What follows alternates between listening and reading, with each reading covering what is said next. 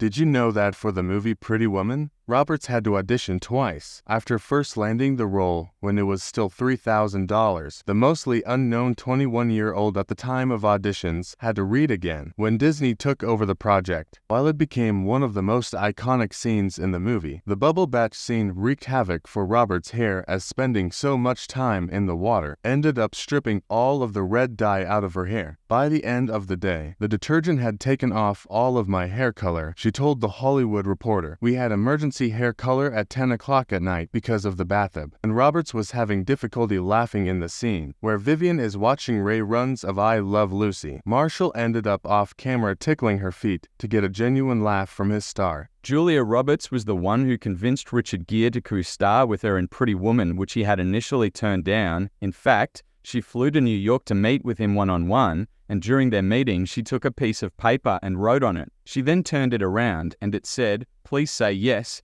to which, of course, he said yes. Ferrari and Porsche both declined requests for their cars to be featured in the film, as they didn't want their brands associated with soliciting prostitutes. Edward ended up driving a sports car from Lotus Cars. One of the film's most memorable looks was originally going to be completely different, as the studio wanted Vivian to wear a black gown to the opera, not red. Vance revealed to Elle, going on to say they tested out 3 looks before she convinced them the gown needed to be red. The morning after Vivian's first night at the hotel, room service brings breakfast. When she's eating a croissant, it cuts to a shot of Edward, and when it cuts back to Vivian, she's eating a pancake, which goes from being half done to being a whole pancake again. At the beginning of the movie, when Edward is driving around trying to find Beverly Hills, the bum he asked for directions from is actually the director of the movie, Gary Marshall. In the scene where Vivian has been on the shopping spree, she returns to the hotel wearing the cream-colored dress and a black hat. When she walks into the hotel, her black purse is under one arm. Then they show a behind shot of her walking away, and the purse is under the other arm. The scene at the opera was supposed to be the San Francisco Opera House, but due to damages from the 1989 Bay Area earthquake, the Opera House was closed. The film crew could not film there, and it had to find an alternate location to stand in for it. Despite its surprise success, going on to become one of the top-grossing movies of the year, the director and his stars vowed to never do a sequel. "We made a pact a long time ago when we did it," Marshall revealed to Today. "We said, we're not doing Pretty Woman 2 unless we all do it together." The gorgeous red gown Vivian wears to the opera, the brown polka dot day dress she wears to the polo match, and, most famously, the blue and white mini dress she's wearing when she's originally picked up by Edward. Vivian also has a red coat to complete her initial ensemble, and it turns out the coat wasn't just found in a studio's closet by the costume designer. As the costume designers were driving around, looking for inspiration, they spotted someone wearing the perfect coat, and they paid them cash for the iconic garment. Right on the spot. When Stucky hits Vivian, she rips his watch off. You can see it fly off to the left.